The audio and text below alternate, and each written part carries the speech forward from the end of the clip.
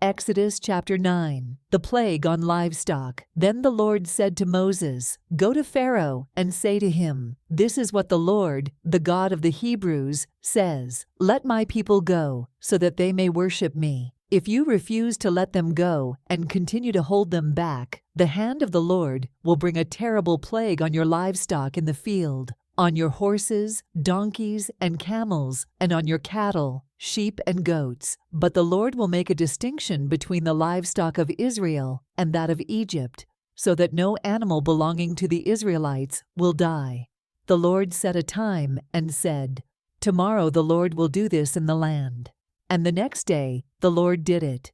All the livestock of the Egyptians died, but not one animal belonging to the Israelites died. Pharaoh investigated and found that not even one of the animals of the Israelites had died. Yet his heart was unyielding, and he would not let the people go. The plague of boils. Then the Lord said to Moses and Aaron, "Take handfuls of soot from a furnace and have Moses toss it into the air in the presence of Pharaoh. It will become fine dust over the whole land of Egypt, and festering boils will break out on people and animals throughout the land." So they took soot from a furnace and stood before Pharaoh. Moses tossed it into the air, and festering boils broke out on people and animals. The magicians could not stand before Moses because of the boils that were on them and on all the Egyptians. But the Lord hardened Pharaoh's heart, and he would not listen to Moses and Aaron, just as the Lord had said to Moses.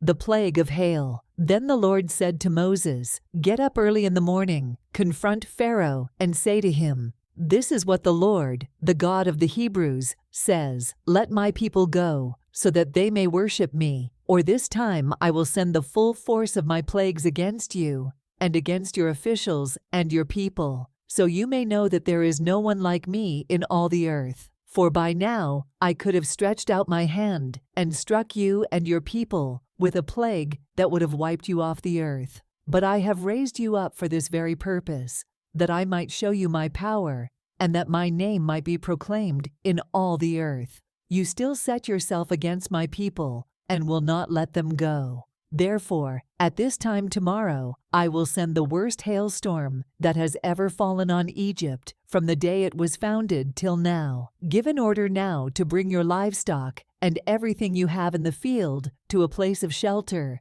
because the hail will fall on every person and animal that has not been brought in and is still out in the field, and they will die." Those officials of Pharaoh who feared the word of the Lord hurried to bring their slaves and their livestock inside. But those who ignored the word of the Lord left their slaves and livestock in the field. Then the Lord said to Moses, "Stretch out your hand toward the sky, so that hail will fall all over Egypt, on people and animals, and on everything growing in the fields of Egypt." When Moses stretched out his staff toward the sky, the Lord sent thunder and hail, and lightning flashed down to the ground. So the Lord rained hail on the land of Egypt. Hail fell, and lightning flashed back and forth. It was the worst storm in all the land of Egypt since it had become a nation. Throughout Egypt, hail struck everything in the fields, both people and animals. It beat down everything growing in the fields and stripped every tree. The only place it did not hail was the land of Goshen, where the Israelites were. Then Pharaoh summoned Moses and Aaron. "This time I have sinned," he said to them. "The Lord is in the right,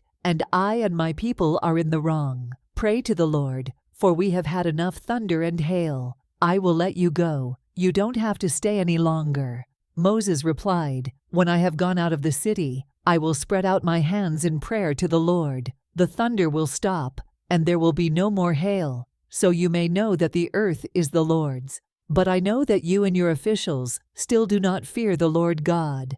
The flax and barley were destroyed, since the barley had headed, and the flax was in bloom.